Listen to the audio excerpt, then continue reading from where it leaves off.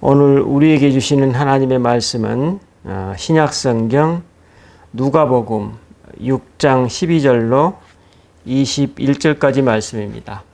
신약성경 누가복음 6장 11절로 21절까지 말씀입니다. 제가 메시지 성경으로 이 시간 봉독해 올립니다. 그 즈음에 예수께서 기도하러 산에 올라가셔서 밤새도록 하나님 앞에 기도하셨다. 이튿날 예수께서 제자들을 부르시고 그들 가운데에서 다음 12명을 정하셔서 사도로 임명하셨다. 예수께서 베드로라는 이름을 지어주신 시몬, 그의 동생 안드레, 야고보, 요한, 빌립, 바돌로메, 마테, 도마, 알페오의 아들 야고보, 열심당원이라 하는 시몬, 야고보의 아들 유다, 그분을 배반한 가롯 유다. 예수께서 그들과 함께 산에서 내려와 평지에 서시자 제자들이 그분 주위에 둘러섰고 곧이어 유대와 예루살렘과 심지어 해안 지방인 두로와 시돈에서 온 큰 무리도 모여들었다. 그들은 그분께 말씀도 듣고 병도 고치려고 온 것이었다. 악한 귀신에 시달리던 사람들이 고침을 받았다.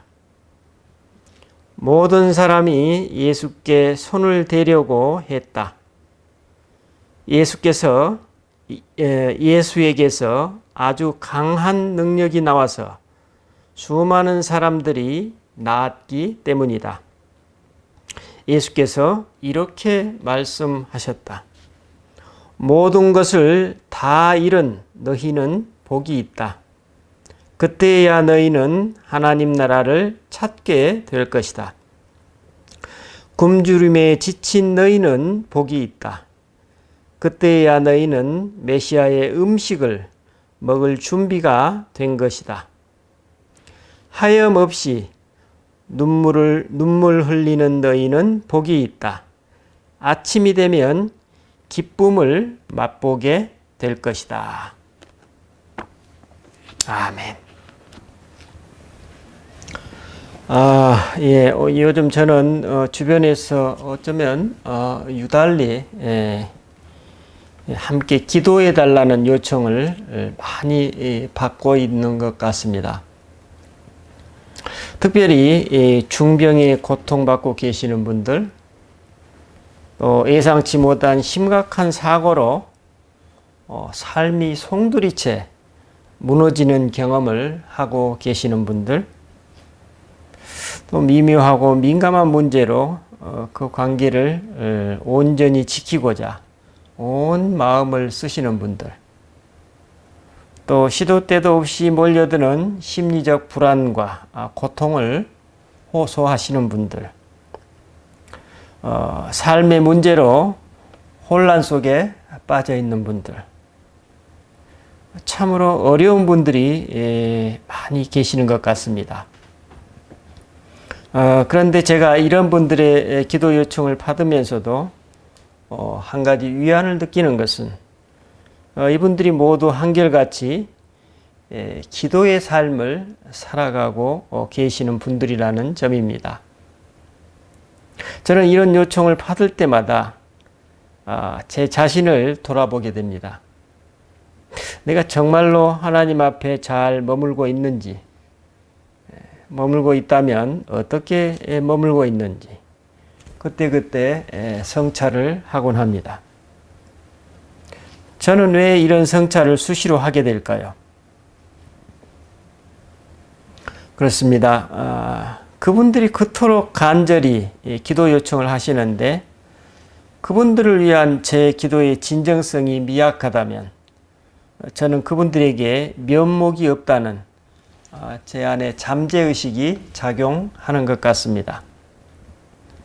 하지만 저의 이런 잠재의식은 단지 잠재의식일 뿐이지 제 기도의 진정성 여하에 따라 기도의 응답 여부나 그 효험이 결정된다는 의미는 아닐 것입니다.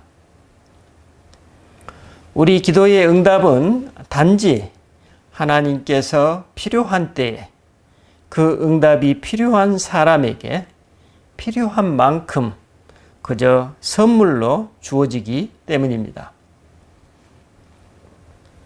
우리가 구하는 간구의 응답 여부가 이와 같다면 우리가 간청하는 기도는 과연 어떤 의미가 있을까요?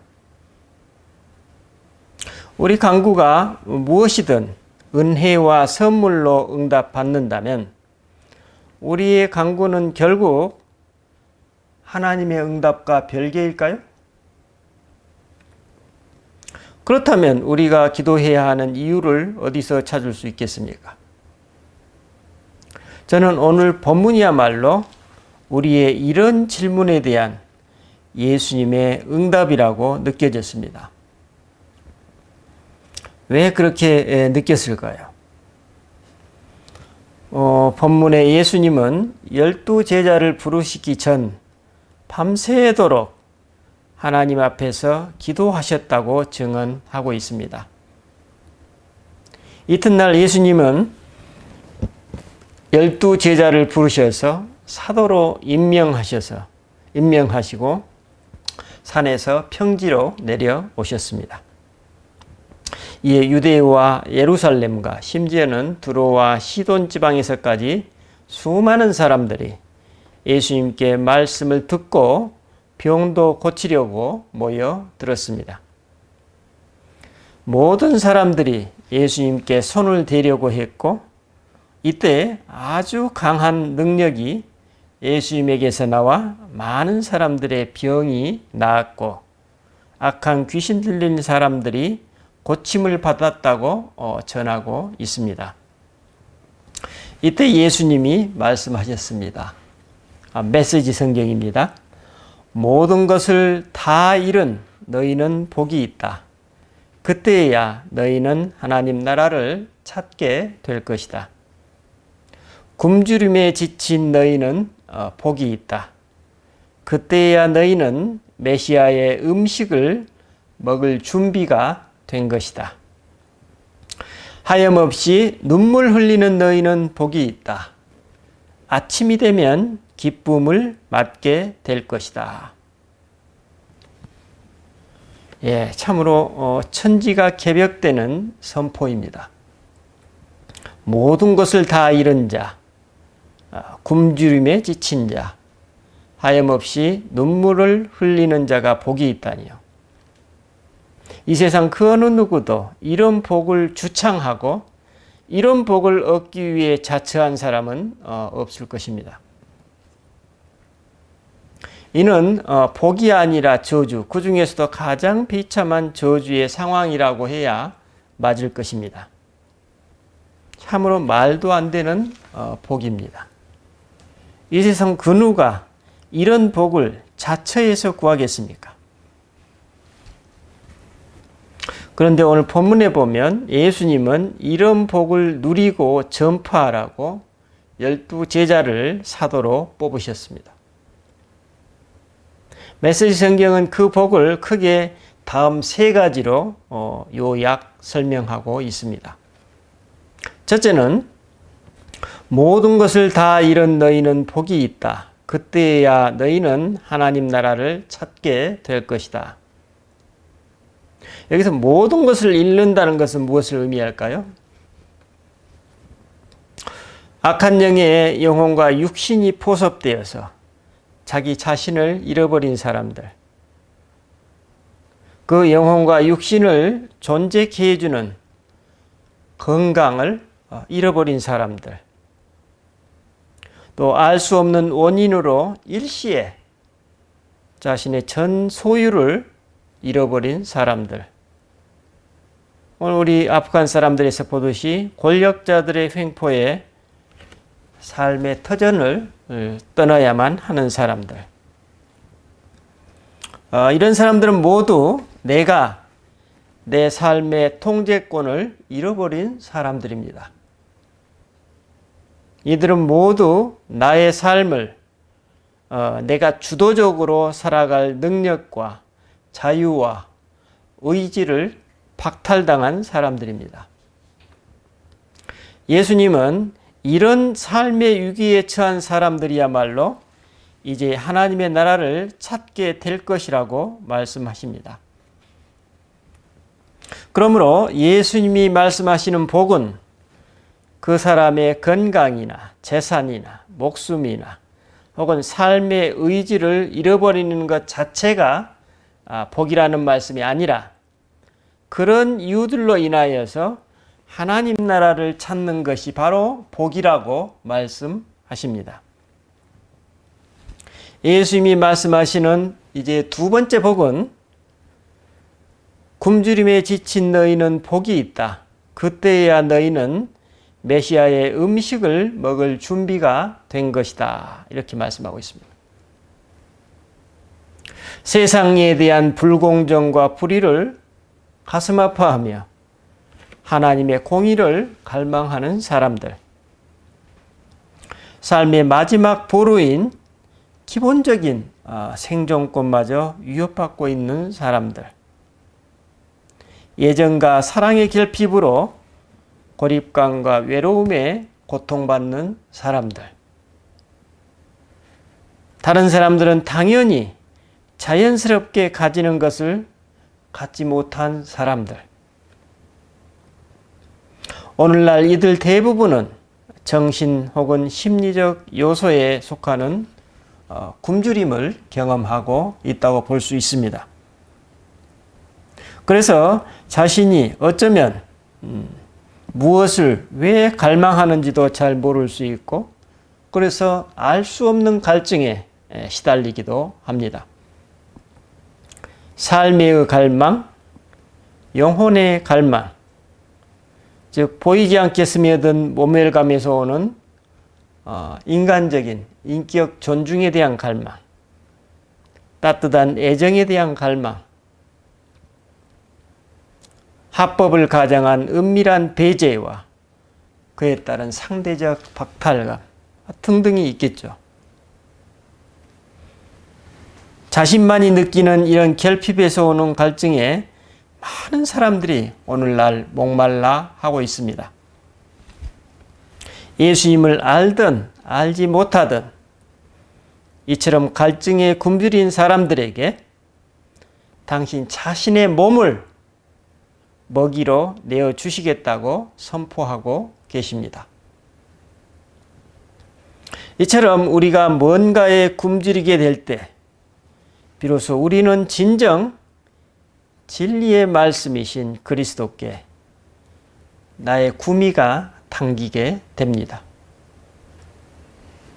우리가 그리스도의 몸을 먹는다는 것은 말씀 그 자체로 오신 그분을 먹는 것입니다. 이는 그분의 존재와 삶을 내 것으로 받아들여서 내 안에 육화시키는 것을 의미합니다. 그리고 그리스도의 말씀인 진리가 내 안에서 육화되었다는 것은 내가 그분의 몸이 되는 것이고 그분의 존재와 삶으로 보여주신 그 진리가 나에게서도 자연스럽게 드러나게 될 것입니다. 우리는 바로 이런 맥락에서 성찬을 통해 그리스도의 몸을 먹습니다. 오늘 나는 이런 그리스도의 몸을 매일매일 먹고 있습니까? 이제 예수님이 말씀하시는 세 번째 복은 하염없이 눈물을 흘리는 너희는 복이 있다. 아침이 되면 기쁨을 맞게 될 것이다. 라고 말씀하십니다. 어쩌면 이는 위의 두 가지 상황에 처한 사람을 모두 포괄하는 것 같습니다. 그래서 이들은 세상과 사람들의 위로가 더 이상 도움이 되지 않는 사람들입니다. 희망이 없는 사람들입니다. 예수님은 바로 이런 사람들에게 당신이 그들에게 줄 기쁨을 준비하고 계신다고 선포하고 있습니다. 그러니 아침의 때, 즉 그리스도와의 온전한 연합의 때를 기다리라고 말씀하십니다. 그러면 예수님이 선포하시는 이 세 가지 복은 어디에서 지금 유래하고 있습니까? 그렇습니다. 지난 밤, 오늘 본문에서 보듯이 지난 밤 하나님 아버지 앞에서 밤이 새도록 기도하셨던 바로 그 내용이었음을 우리는 알 수 있습니다. 어떤 내용이요? 하나님의 관심입니다. 이 세상에서 하나님의 눈길이 어디를 향하고 있는지에 대한 것입니다. 예수님은 하나님의 눈길이 이 땅에서 삶의 모든 것을 다 잃어버린 사람들, 굶주림에 지친 사람들, 하염없이 눈물을 흘리는 사람들, 이들에게 당신의 눈길이 향하고 있음을 우리에게 선포하라는 성부 하나님의 말씀을 받으신 것입니다. 그렇다면 이 세 가지 복을 받은 사람들이 누리는 공통점이 무엇인가요? 그렇습니다. 그리스도와의 일치와 연합입니다. 그러므로 예수님 말씀의 결론은 우리와 당신과의 연합이야말로 복 중에 복이라는 것입니다. 예수님은 바로 이 복을 우리에게 주시기 위해 그 어떤 것도 마다하지 않으시고 그 어떤 것도 아까워하지 않으신다는 것입니다. 심지어는 그분의 생명마저도 내어주셨습니다. 심지어 당신이 우리를 부르기 원하시면 우리에게 또한 최악의 상황까지도 허용하실 수밖에 없음을 우리는 알 수 있습니다. 왜냐하면 그리스도와의 연합만이 우리에게 참된 생명, 참된 삶을 선물로 주기 때문입니다. 여러분 혹시 하나님께 기도할 기력조차도 없으십니까? 설교 서두에서 저는 하나님의 응답이 그분께서 우리에게 그저 주시는 선물이라고 말씀드렸습니다. 그 선물이 어떤 선물입니까? 본문에서 예수님은 그 선물은 곧 그분 자신이라고 말씀하십니다. 예수님 자신을 우리에게 주신 것입니다. 사람으로 오신 그리스도는 관념적이고 추상적인 말씀으로 오신 것이 아니라 실제 육신의 몸으로 오셨고 그 육신의 주인이신 영으로 오신 것입니다. 그리고 그 영이 당신을 그리스도로 받아들이는 모든 사람들 안에 주인으로 자리 잡고 계신다고 말씀하셨습니다. 그렇다면 오늘 나는 그분을 나의 그리스도로 받아들이고 있습니까? 그분이 오늘 우리에게 내 몸과 마음의 주인이 곧 당신이라고 말씀하십니다. 우리들의 몸과 마음은 내 자신이 주인이기 이전에 먼저 그리스도께서 주인이십니다. 여러분은 지금 어떤 고난 가운데 계십니까? 예전에 여러분께 소개했던 이현필 선생에 대한 일화입니다. 이 선생님은 동광원이라는 공동체를 설립하여서 공동체 식구들과 함께 고아들과 오갈 것 없는 그 행여병자들을 돌보셨는데 어쩌다 그만 그 중에는 수많은 결핵 환자들이 있었습니다. 어쩌다 그만 그들을 돌보다 이 선생 자신이 결핵에 감염되고 맙니다. 그런데 어느 날 산속의 산막 안에서 오두막이죠. 각혈을 하셨는데 처음에는 아무도 다른 사람들이 몰랐다고 합니다. 그런데 그때 밭에 나가 일하고 있던 한 자매가 돌아와서 방 안에서 들려오는 선생의 기침 소리가 이상하여서 들어가 보니까 이 선생은 홀로 무릎을 꿇고 똑바로 앉아서 두 손을 합장하고 각혈을 하고 계셨습니다. 그래서 자매들이 빈 깡통을 턱에 대고 선생님의 입에서 터져나오는 새빨간 선지피를 반 깡통이나 받아냈다고 합니다. 그런데 이 모습을 본 자매들이 겁에 질려 서 있는데 선생님께서 기도하시오, 기도하시오 라고 연방 말했다고 합니다. 이 말씀에 더욱 감격하여서 제자들은 이제 눈물만 흘리면서 떨고 서 있었습니다. 그런데 이 선생님은 주여 내 피를 다 쏟게 해 주옵소서 라며 기도했는데 그 얼굴에는 그 어떠한 두려움이나 고통의 표정도 없이 매우 평화스러웠다고 합니다. 이에 제자들이 선생님 좀 누우시지요 라고 권유하자 아니요 지금 신랑을 맞이할 때입니다. 이 기쁜 시간에 내가 어찌 누워 있을 수 있겠소 라고 응답하셨다고 합니다. 이 선생의 이 모습은 육체의 고통을 전혀 개의치 않고 신랑을 맞는 신부와 같은 태도였다고 합니다. 심지어는 수도하는 자매들이 때때로 여러 가지 불안한 마음으로 우울해지는 때가 있다가도 그 병중에 있는 이 선생의 평화로운 얼굴만 보면 어느새 저절로 마음이 밝아졌다고 합니다.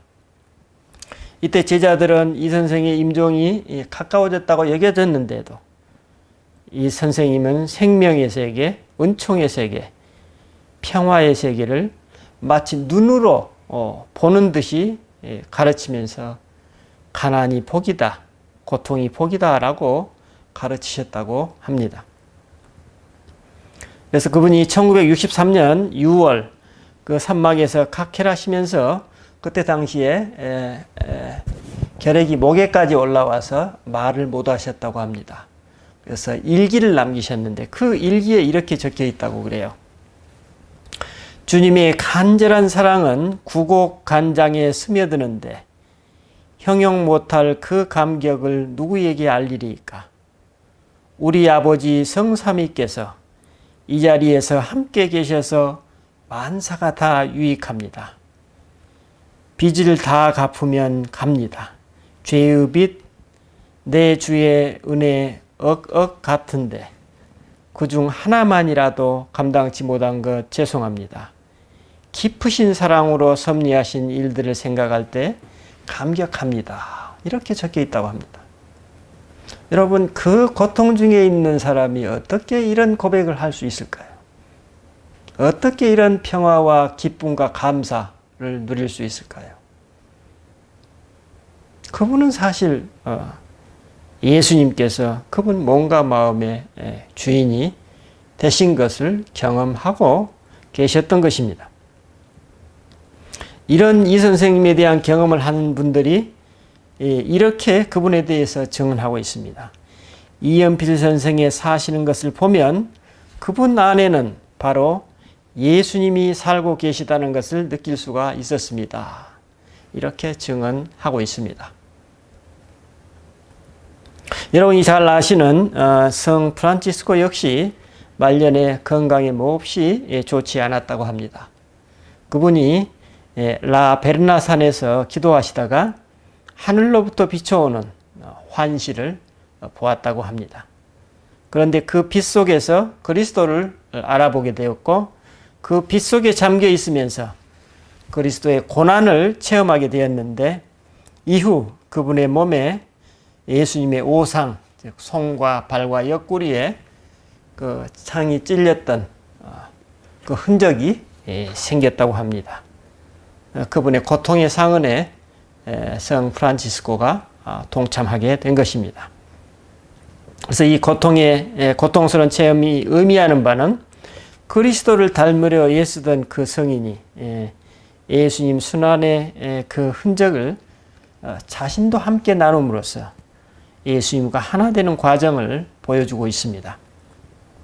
그리스도의 제자로 부름받은 사람들이 경험하는 고난이자 동시에 세상이 줄 수 없는 복과 은총을 표현하고 있습니다. 여러분, 오늘 본문에 등장하는 이 12 제자들의 생애가 어떠했습니까? 물론 가롯 유다는 제외되겠지만 그들은 모든 것을 다 잃었고 가장 깊은 결핍의 삶을 스스로 자초했고 하염없는 눈물의 삶을 살았습니다. 하지만 그들은 그리스도와 온전히 하나 되는 은총을 누렸습니다. 그리스도께서 그들의 존재와 삶을 온통 차지하셨기 때문입니다. 그래서 그들은 가장 자유로웠고 평화로웠으며 그래서 행복했습니다. 오늘 본문에서 예수님은 이런 복을 우리에게 주시겠다고 선포하십니다. 여러분 혹시 오늘 본문에서 예수님이 말씀하신 것처럼 모든 것을 다 이루셨습니까? 아니면 알 수 없는 뭔가에 갈증과 결핍을 느끼십니까? 그래서 하염없이 눈물을 흘릴 수밖에 없는 상황에 처해 계십니까? 그리스도와 함께 고난 중에 있는 여러분의 몸과 마음을 위로하고 격려하십시오. 이미 여러분 영혼의 주인으로 계시는 그분의 체휼하심과 긍휼이 여러분의 몸과 마음에 임하실 것입니다. 여러분의 온 존재를 그리스도께 맡겨버리십시오. 우리 생사 너머에 살아계신 그분이 여러분의 상황과 관계없이 여러분께 자유와 기쁨과 생명을 주실 것입니다. 그 자유와 생명은 세상이 줄 수 없는 그리스도의 영원한 연합의 기쁨입니다. 기도하십시다. 주님, 우리는 오늘 말씀에서 주님의 눈길은 항상 모든 것을 다 잃어버린 자, 굶주림에 지친 자, 하염없이 눈물을 흘리는 자들에게 향하고 계심을 일깨워 주십니다. 하지만 우리는 막상 그런 상황에 빠지면 오히려 나에게서 하나님의 손길이 떠났는가, 복이 아니라 저주가 임했다고 여기지는 않았는지 돌아봅니다. 주님, 우리는 이제 우리가 왜 이 땅에서 상실의 아픔, 결핍의 고통, 슬픔의 눈물을 흘리게 되는지 깨달았습니다. 주님, 우리가 이 모든 것을 통해서 그리스도와 하나 되게 하옵소서. 그래서 이 세상이 주지 못하는 자유와 기쁨과 평강을 누리는 복을 주옵소서. 우리 주 예수 그리스도 이름으로 기도드립니다. 아멘.